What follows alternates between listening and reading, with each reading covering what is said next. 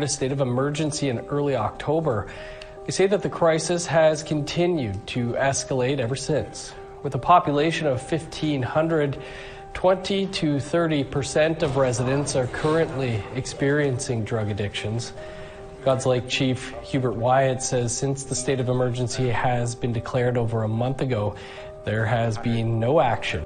God's Lake First Nation is a remote northeastern fly-in community home to over 1,500 inhabitants, primarily of the Swampy Cree descent.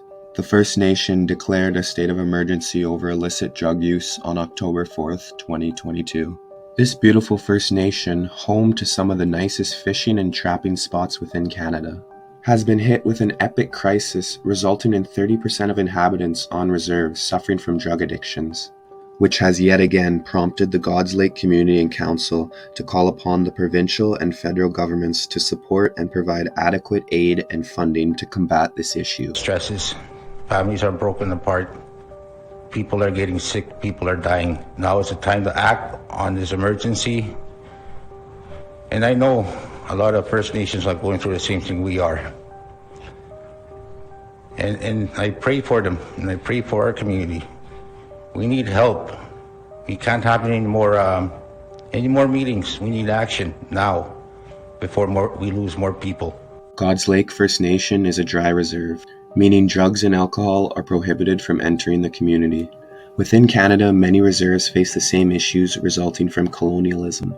In God's Lake, being remotely located northeast in Manitoba, has contributed to the lack of activities within the community. There are simply enough organized activities for community members and youth. The school gym is used as the only recreational facility within the community. This is not enough to keep youth from turning to drugs and alcohol. Like many First Nations, God's Lake suffers from inadequate housing and low education and employment rates. The median age in God's Lake is 24. With such a young community, God's Lake sees 19% of students obtain a high school education, and only 6% move on to obtain university degrees.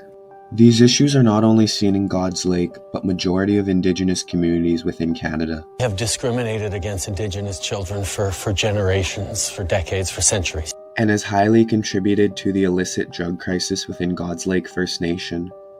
AMC Grand Chief has requested immediate intervention from federal and provincial government to provide supports such as crisis response teams, mental health supports, and nursing human resources for the nursing station. AMC had also asked Indigenous Service Canada for emergency supports to be sent to God's Lake First Nation, but the request was denied. On the other hand, God's Lake First Nation has heard nothing from the provincial and federal government regarding the crisis within the community. This has been the sad reality for many Indigenous communities. Since the signing of Treaty 6, which included the Medicine Chest Clause, Indigenous healthcare has never been set in stone. As time and society change, treaties also need to be kept updated in order to avoid confusion and for Indigenous communities and governments to work together to provide solutions and prevent these issues from happening in the future. As of now, God's Lake First Nation continues to struggle and has been left hanging with little resources and help. This is a perfect example of the gap in access to healthcare between Indigenous and non-Indigenous people within Canada, and how First Nations all across Canada need equal and adequate help to combat these issues that are not only in God's Lake. Efforts made like the Truth and Reconciliation Commission of Canada has had tremendously positive impacts within Indigenous communities. But this has simply not been enough to curb the past of colonialism and fully reconcile with Indigenous peoples. As many of these issues continue to plague Indigenous communities, governments will continue to be relied upon until sufficient changes are made. This crisis within God's Lake will simply not disappear.